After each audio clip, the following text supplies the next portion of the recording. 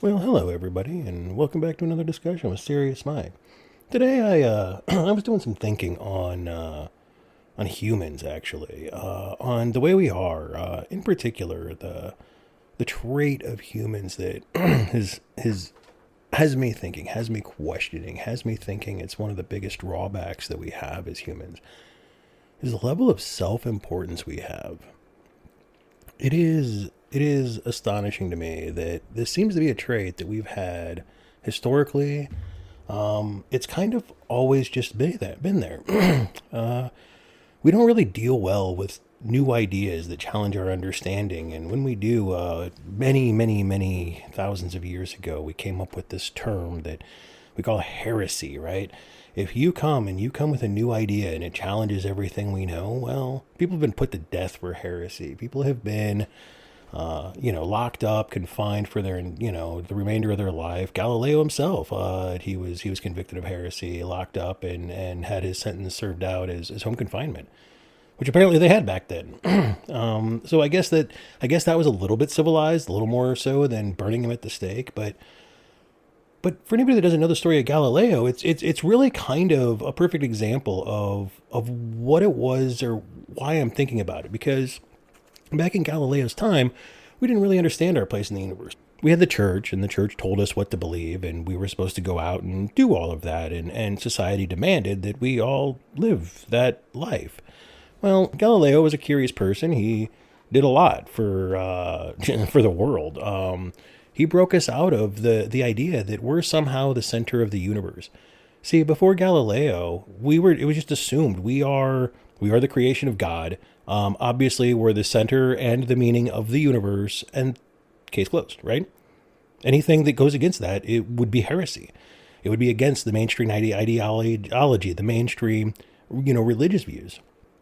And we as humans have always had a hard time with that. We don't like people coming up and saying that things work differently than our understanding.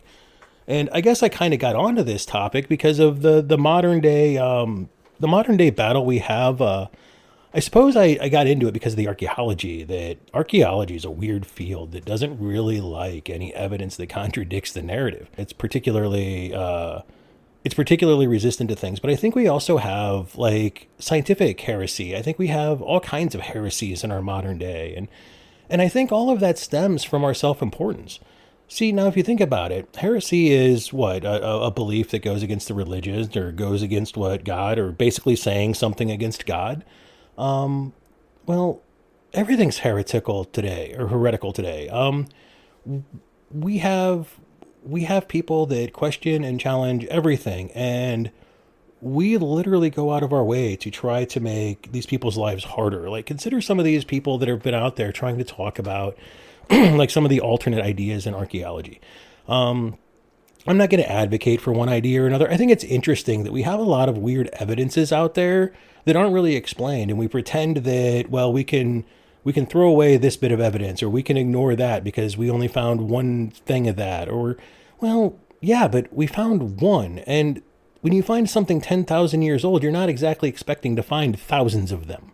It's just weird that people think that that's how it works. Everything that we find needs to be taken very seriously, because if one survived, chances are there were thousands of them around. There were tens of thousands, hundreds of thousands of them around.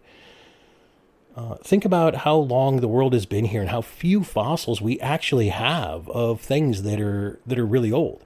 They exist. We can find them, but any specific fossil of any specific thing is actually pretty rare. We don't have that many full dinosaur skeletons that have been fossilized. We don't really have that much of that. Now, we have plenty of stuff that has been around pretty much unchanged. There are certain animals that have been around for tens of millions or longer years than that.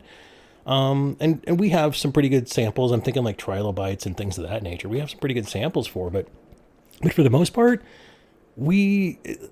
I heard it explained this way once. I don't know where I got this from, but it was very fascinating. When looking at archaeology, we have this notion that we have some picture because we've been digging in the dirt and we'd see everything, right? Well, that's our assumption. But archaeology really works a lot more like, let's say that you're a photographer and you had, or just a videographer, right? You take a video, and let's say you run a video about your life for a week. Okay, now you've got video, accurate detail of everything for a week. Well, what if every week after that, you remove one frame? Because to simulate the concept of aging or the earth churning or degradation or biodegrading or whatever it is that we're imagining here, and you take one frame away. So you got 30 frames per second when you start off with. One frame missing here and there right off the bat isn't anything. But when you start extrapolating that into years, well, taking away a year, that's what? You take away one of those frames a week? Well, not that big of a deal, right? We can lose 52 frames, and as long as they're not all back to back to back, we didn't really lose that much information. But then when it goes to 10 years, we lose 520. So now we're missing almost 10 minutes of total footage throughout a week. Still not that significant. But when you start getting out to 1 million years, you now have 52 million things. Now, I didn't do the math. Maybe I should have done the math if I was going to use an analogy like this. But as you can see, the further and further you go, the less and less initial images you actually have. And eventually you get to a point to where there's so many millions of years that you only have one snapshot maybe every 2 or 3 hours over the course of that week. Or maybe you only have 4 snapshots. Maybe it gets to a point where you only have 4 of those frames, 4 individual points of time spread out randomly over the course of a week. Now you don't know you don't really know that much about that person's week. You know everything that's in the photo, but you don't know everything about the week. So let's say that all the images that remained were all dinner images except for one. Do you throw away the one because, well, we only had one image that wasn't at dinner. Obviously, this person spent the entire week eating, right? Well, that's a ridiculous assumption. But that's what we do in archaeology. And then when somebody comes along and says, hey, you ignored this evidence. You didn't do this right. You didn't, you're not accounting for this. Well, yeah, that's the big problem. That's the heresy, right? Because now whoever got their work published, whoever went out there and started writing textbooks, well, now they have to, eat crow? I mean, I guess that's one way of looking at it. We just learned more after you made those assumptions, and your assumptions were good at the time, and then they changed. But this gets back to the human ego, the self-importance. I told the story. I was the first person to tell the story. Therefore, I have some right to tell the story no matter what the evidence coming out changes.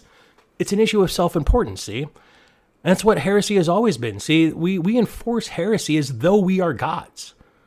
The fact that heresy exists and that we as mankind enforce it in any level, whether it's just social, like today it's more social pressure. There are countries around the world where you can get convicted of heresy, I believe. But I don't live in one of them, thank God. See what I did there? It's just one of those things that how can man enforce, the wishes of God or what you're supposed to believe by God? If God wanted us to know what to believe, he should come down and tell us, right? That's a little bit ridiculous for us to assume that we can, even if God is real, it's a little ridiculous to assume that we have some right to enforce his way of being. Why would we do that? Why do we feel so self-important? And I think this is one of the biggest problems we have as humans, is it doesn't really matter what we do. We are literally so self-important. We're so sure we're the only intelligent species on this planet. Then we keep looking up at octopuses and dolphins and crows. I guess the average crow is roughly as intelligent as a 7-year-old. We pretend we're the only ones that got it. I don't know, man. I've been looking around this world and I live in America.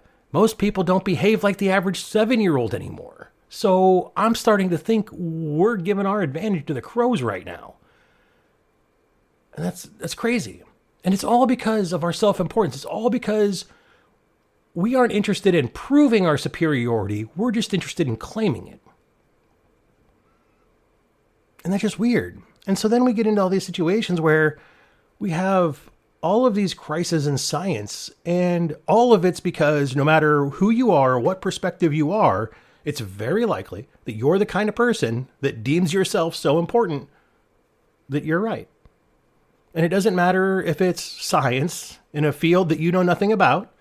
If you don't like what they're saying, you just decided that they're wrong or that they're lying to you, didn't you? I do it all the time. I'm guilty of this too. We all are. We want to dismiss that which doesn't fit us. We want to assume we know things. It gives us a sense of control, a feeling of superiority. It gives us a lot of things. But is that how you want to live? Is that how you want to be? Do you really want to live in a world where you lead with your assumptions instead of watching to see what is really going on? I guess I didn't really have a whole lot else to say than that. I guess it was just one of those times that I felt the need to say something, because we live in a world where everybody's self-important. Everybody thinks they're right. Everybody wants to get angry at each other. And at the end of the day, it's all just because of whatever it is that's making us feel self-important. I don't know. If that's you, I'd say that's something to work on. It is me. I got stuff to work on. I think we'd all be fooling ourselves if we all think that we're above that. And I guess it's just good to remember that sometimes. Sometimes it's good to remember to be humble. Sometimes it's good to sit down and remember we don't know everything. Sometimes it's good to sit down and trust that we can find out more about the universe. But it's going to be really hard to do that if we continue to choose our assumptions over the evidence. Anyway, I guess that's good for now. With that, be well.